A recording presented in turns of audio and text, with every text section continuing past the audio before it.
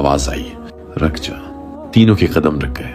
दिल की धड़कन तेज हो गई, लेकिन ये सिर्फ आगाज था, असल इम्तिहान अभी बाकी था। वो आवाज अब बिल्कुल करीब थी।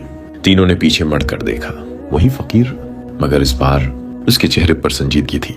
वो करीब आया और बोला, तुमने वे उठा लिया जिसे तुम खजाना समझ रहे हो। सलीम ने फख्र से थैली दिखाई। फकीर ने आहिस्ता कहा, हर चमकने वाली चीज सोना नहीं होती। करीम घबरा गया, तो क्या हम गलत हैं? बिलाल ने सिर झुका लिया। फकीर बोला, ये तुम्हारी आजमाइश है। सलीम ने फौरन कहा, हमें जरूरत है, ये लालच नहीं। बिलाल ने आहिस्ता कहा, जरूरत और लालच में फर्क होता है। खामोशी छा गई। फकीर मड़ा और बोला, सफर अभी बाकी है।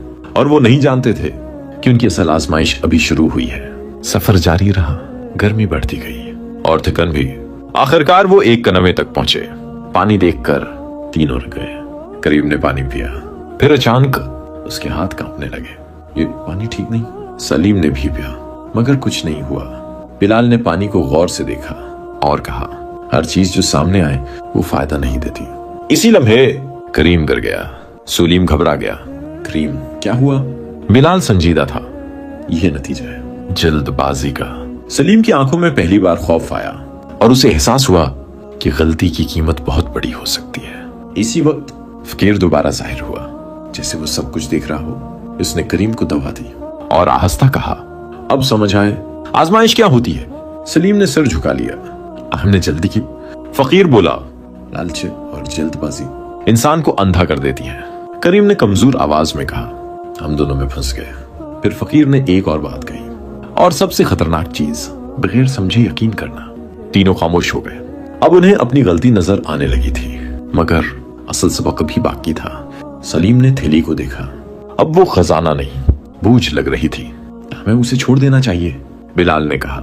करीम ने हाँ में सिर हिलाया। सलीम ने आंखें बंद की और आहिस्ता कहा, ठीक है, हम उसे छोड़ देते हैं। बिलाल ने थैली उठाई और कनवे में फेंक दी। एक लम्हे के लिए सब कुछ रख गया, फिर दिल हल्के हो गए। फकीर मुस्कुराया, अब तुमने पहला सही फैसला किया। सलीम चौंका। पहला? फकीर बोला, असल खजाना अभी भाई है।